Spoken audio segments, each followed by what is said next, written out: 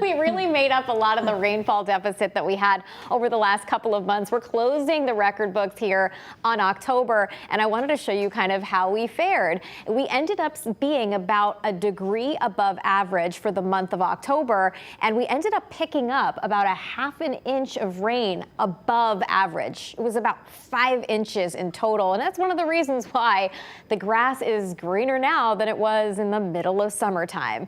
Now let's look at where we go from here. This is the average November temperatures. We start off with the average low temperature of 37 degrees today. By the way, we are nowhere near that tonight. We're going to see a low temperature of around 50 degrees. And the average high is in the upper 50s.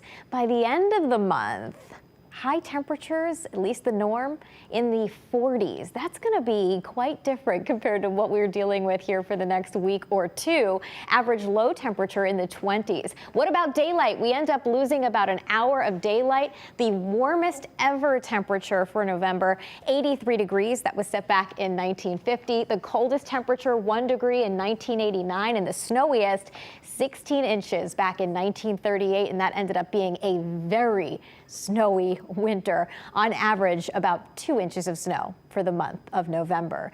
We got nothing even remotely looking snowy here over the coming weeks. Decreasing clouds tonight, a dry stretch of weather that will last from tomorrow through the weekend and maybe even beyond that, with no November chill in sight anytime soon. Radar and satellite, we're going to start it off here early in the morning. That's when we saw a little bit of action out there with some showers coming through the state, and then they ended up clearing and a little bit of sun towards the end of the day, kind of showing us a sneak peek of what's ahead in the coming days. Low temperatures tonight in the upper 40s to right around 50 degrees heading through the day tomorrow. I mean, this is it. Let's run through the future satellite for tomorrow, for Thursday. It's not broken, it's working. There's just no clouds to be seen. So for tomorrow, we're looking at a high temperature right around the 70-degree mark.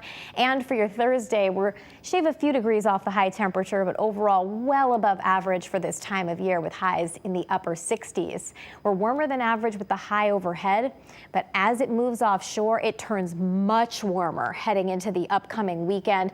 Let me show you those numbers here with the Fox 61 7-day forecast. Low to mid 70s heading into Saturday and Sunday, and it stays above average right into Election Day with temperatures in the upper 60s and partly cloudy skies.